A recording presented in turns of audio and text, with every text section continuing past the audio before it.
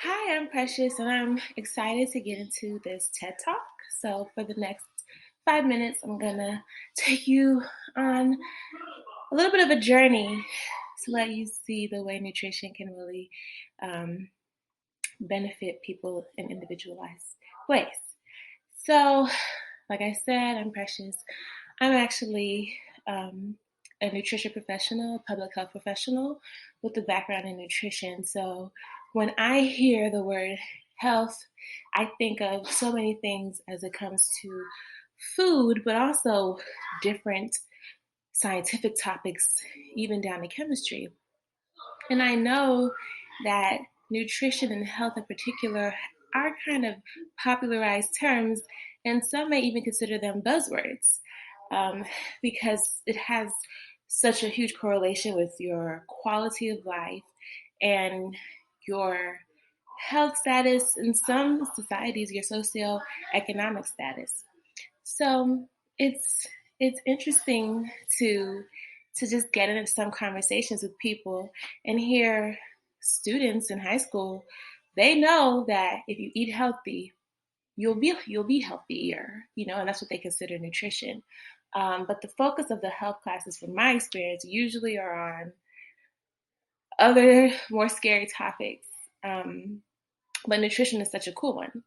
And if you really get into it and you do some different like fake experiments and you see the role of nutrition. And that's what I'm going to do right now. So I'm going to give two scenarios.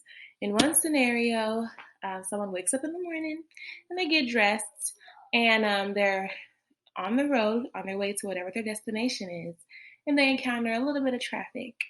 But their day is not ruined. They're perfectly okay. They make it safely. They're glad about that, and they encounter people that just find them to be a joy, very pleasant, and like a pleasure to be around. And then the day goes on to be great, and then happily ever after. Now let's try this morning again.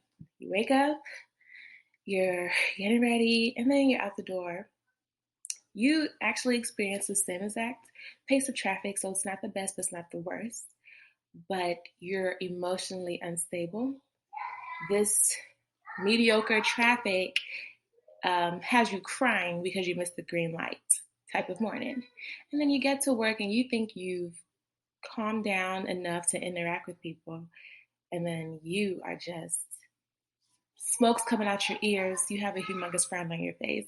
And people think you woke up on the wrong side of the bed.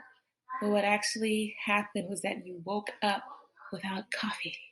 You didn't have that morning cup of coffee either before you left your house or en route to wherever you were going to soothe you, similar to a way a pacifier soothes the baby. And it sounds funny, but it's very true. Coffee has a huge impact on your mood and other things that affects your mental activity or things related to cognition. So does wine and chocolate. And researchers actually have studied these three um, food choices and the compounds that comprise them to really see what goes on there.